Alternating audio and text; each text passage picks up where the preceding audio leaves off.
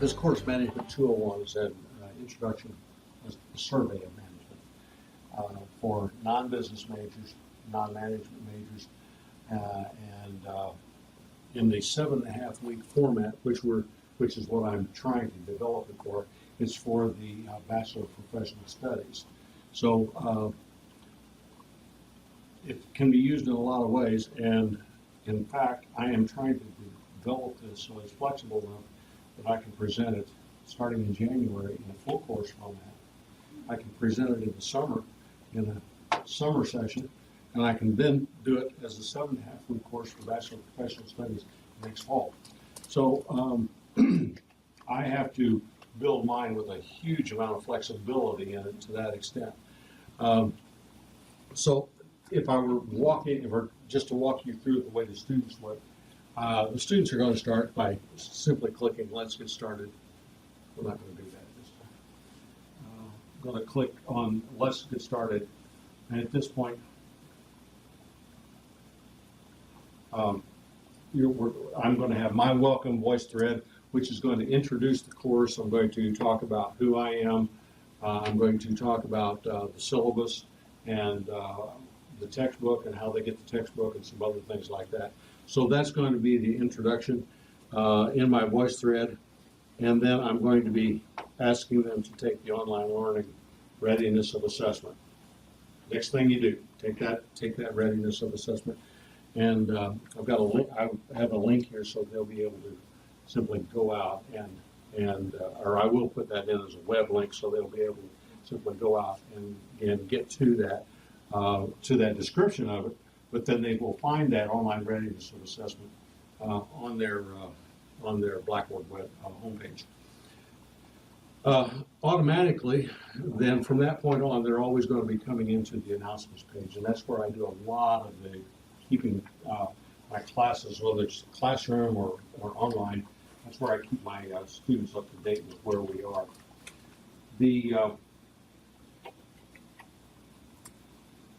The syllabus, I have it. I'm going to be breaking it down into a lot of different pieces, including the grading scale and the tentative schedule and things like that, and have them all on the syllabus. Right now, all I have is the Word document for printing.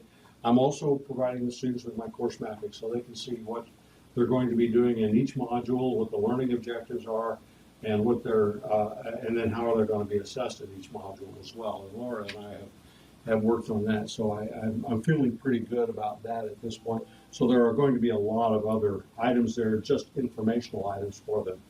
I always like to give my students a Word document and say, if you want to print it out, if you want to save it someplace, I don't care. That's the official syllabus, because that's what we have on file in the College of Business for ACSB. The next thing I'm going to do is I will have the tentative schedule in here. And the tentative schedule is going to simply have a list of the start dates on the material. Module 1 is going to start here, and this is the material in Module 1. Module 2 is going to start here, and this is the material in Module 2, and so on and so forth. And then I am going to actively use the calendar. Now, I have only become familiar, or should I say, I've become familiar with the calendar. But I really like this calendar because all the due dates, whenever I put a due date in, it automatically pops into the calendar as being, that's a due date. So the students can go to this calendar from any course and be able to look and see what's due on their course this week. And it will be constantly up to date. So the only thing I have to keep updated is the due dates in the assignments or whatever is coming due. All I have to do is make sure those are current. And if I change one, I can put out an announcement, go in and change the due date, and the calendar is automatically updated. So that has been a real aha for me in this course. So we have the tentative schedule, and then I've got with the calendar in it, and then I've also got a separate link so they can just go right to the calendar anytime and say, what do I have to do today or what I have to do this week. Again, I like that idea of multiple places to get into different things. And so that's where I'm going. Now, another thing that I am going to be doing is I'm going to have an introductory quiz. Now, this is going to be a quiz that the students are going to take. They can take it as many times as they want. They can take it, come back, get more information, take it again. But you must receive 100% before you're going to be able to get to any of the content. Now, what is going to be on my introductory quiz? Did you take the online readiness assessment test? If you don't answer true on that, you're going to have to go out and take it and answer true on it, or lie about it. And I know they'll do that. What is the late work policy? If it's late, you automatically lose 50%. And you're going to have to answer, late work policy is 25% off, 10% off, 50% off, 100%. I don't accept late. They're going to have to answer 50%. So some crucial items that I often get challenged about, they're going to have to at least search out the answer, come up with the right answer, and give it to me before they're even going to get down here to the content. So that's kind of, it's kind of good for me, and I hope it's good for them too. I've tried that before in another course, and I got pretty good feedback from it because the students were constantly saying, well, I didn't know, and then you know where that goes from there. So that's going to be my, the next thing that they do on the course. So hopefully what you're starting to see is the students are going to simply start working down this list of buttons. And this is getting started. This is kind of setting the framework for everything that they do. And then they get down here to where they're going to get to the content itself. And my content, since I'm going to have such different formats, I'm not going to go week by week. It just as good. That would cause me reworking everything every single time I present it. And putting them into different weeks. So in each module, they're going to have a module, and inside that module, it's going to have a list of the chapter. Here's what you have to do in this chapter. These are the things you have to do. And for each of the chapters, chapter 1, 2, and 3, and in module 1, module 2, and then each is also going to have a case study where they're going to be watching a video or reading some material or watching a couple of videos. And then I simply have, as part of this case study, they will take a quiz, and it will have 3 or 4 short answer or essay type questions so that they will be writing something for me. Not detailed writing. This is a 200 level class. It's not the higher level class. It's introductory. Then in each module, they will also have a discussion board where they will, there will be a particular topic or a video or something that they're going to watch, and then they're going to have to post one time, at least 3 days before the due date, and then by the due date, they're going to have to respond to 2 of their classmates in order to get full score. So it's going to be interactive, the students and themselves, and then there's going to be the exam. And that's going to be the same format for all the modules. So that's kind of the student engagement. There will be an introduction, introduce yourself as well. Student to student through the discussion. Me with the student, obviously grading their the work that they do, and then monitoring and being involved in the discussion boards as well. And then the content, you can see very clearly what the content is going to be. The thing that I have, let me see. I just made myself a couple of notes. I am going to. I once had a boss who told me, when you're dealing with these kind of activities, you need to steal shamelessly, and I just stole from you. I'm going to be including down here a link to technical supports of various kinds, or support links.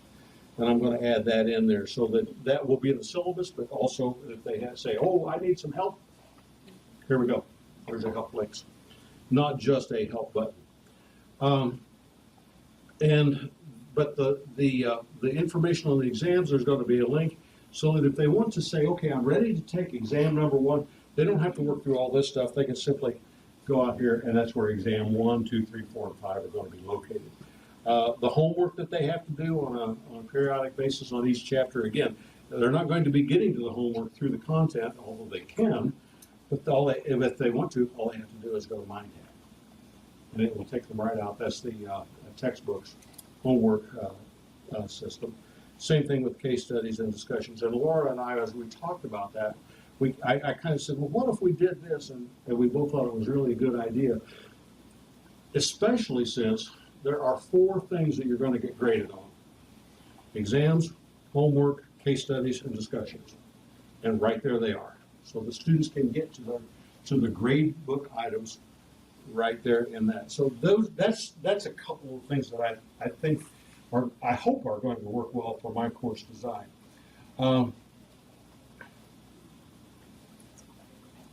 I've learned so much in this course. Mapping is one thing that I had never really worked with. I also learned to challenge myself about what my expectations of students are. I may not have a rubric every time, but I am certainly going to say these are the things that they're going to know what I'm going to be grading them on, rather than just say, answer the question, I'll give you a score. So that's helped me, and I've been using mentally developing course maps for all of my courses that I teach online and face-to-face since I've been introduced to that, and that's something that I've never thought about before. I think the thing that I found most, that I walk away from as most important for online classes is I've got to keep in mind that in the classes that I'm teaching in particular, the students are not at the end of their education or advanced in their education. So, and most of them are going to be working, they're going to be having very active lives, and so I need to make it extremely available and easy for them to work through. I need to not put in any hurdles that are not aimed at content, and therefore I'm not going to have a time when everybody has to get together. There are not going to be any command meetings. They're not going to, it's going to be truly, a student could literally walk through this and I can never hear from them, except on the discussions. They can go through and fill out all that work. They can do it in 2 days if they want, or they can take the entire course period to do it if they want. And I think that's the secret to success in my course. And defining that success is going to be the thing that I always say that I want my students, especially 200 level courses, to feel like they're having some fun, they're learning the material, and when they walk away, they have a different perspective about the topic than they did when they walked in. It doesn't matter what course I teach. I want you to walk out with a different perspective. And if I can provide that, along with some information, then I feel like I've been successful. And obviously, I would like for students on their evaluations to say, this is one of the best courses I've ever had. I really would like to have that, because if the student doesn't feel that way, they probably haven't learned very much. So I've worked through just about everything without giving you a lot more detail. I have a quick question. What does tentative schedule mean? Do you have like events that they have to? That's what I was said. The tentative schedule is simply provide them with an overview of the material available and when you will start studying it. This is when you start chapter 1, this is when you start chapter 2, this is when you start chapter 3. The due dates are going to be on the calendar. That's very The good. fact that I'm able to do this as a tentative schedule, I'll be able to develop 3 tentative schedules. Okay. One for 7.5 weeks, Yes, one for yes, 5 weeks, and one for semester. And then I can use those, and then all I have to do is maintain the due dates. I'm trying to keep my work down because I'm going to have all these different formats, and I know me. If I have a lot of places that I've got to touch, I'm going to make a lot of mistakes. Yeah. So I try to minimize those and say, okay, smart. Yeah. what are the things that are going to require due dates? Exams, homework, discussions. The places that I've got to work are the places that they've got to work. can you show me the homework tab? If you go inside the homework tab, Okay, I'm not sure if I have that link here. Oh, No, I don't okay. have it, but Okay. give me a second. If we go to a current course that I have,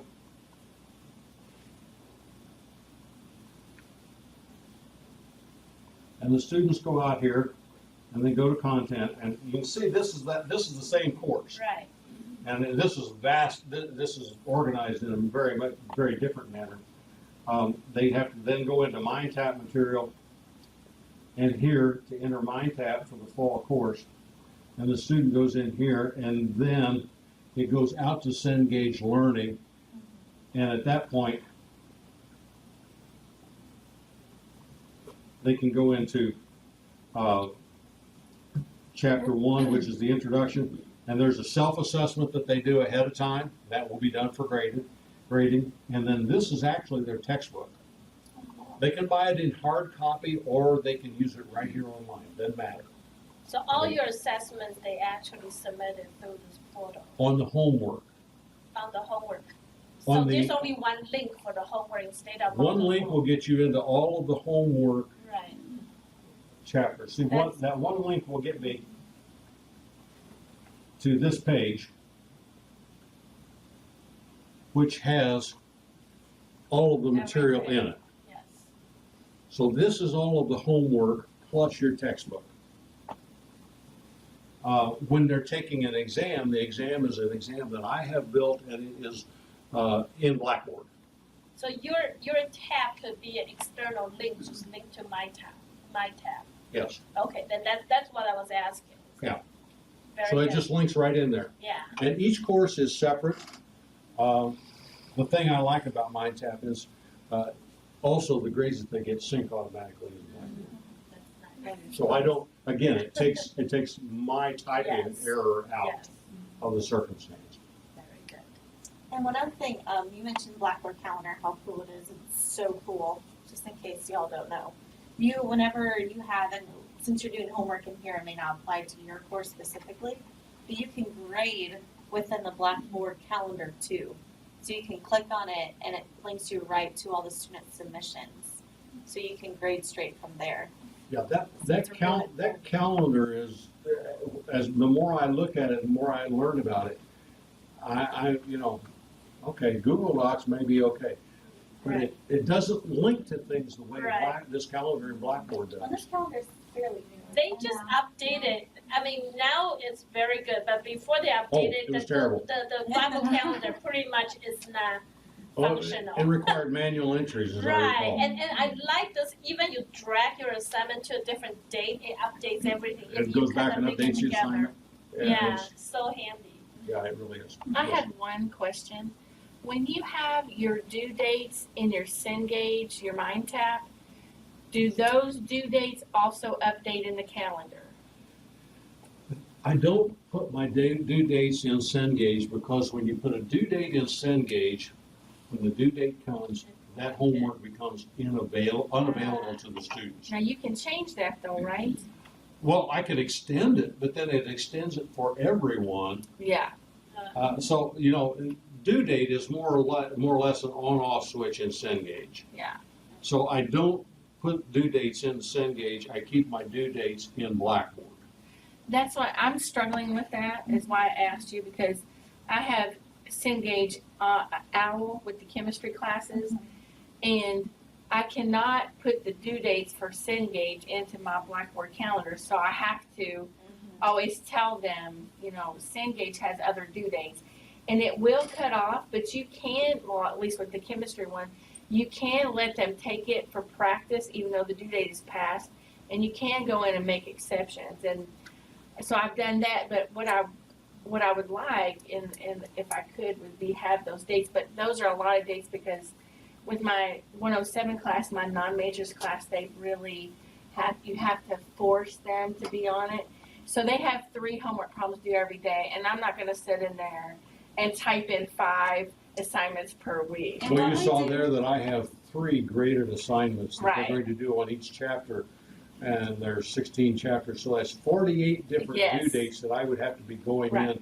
in and manipulate, and I'm not gonna do I'm that. not gonna do that either. And I'm not, it's not because I'm lazy, it's because I make mistakes when I do that. Right. Now, what I have done is like over the break, you know, since people have missed due dates, and some people were missing what it meant to take versus to practice. They didn't understand that if that said practice, that due date has passed, and now you can't do that for credit. And I have had a little bit of trouble with time zones because when I had something due at 11:59 p.m., if they're on Eastern time zone, it made it be 12:59 a.m., but for the same day, the day didn't roll over.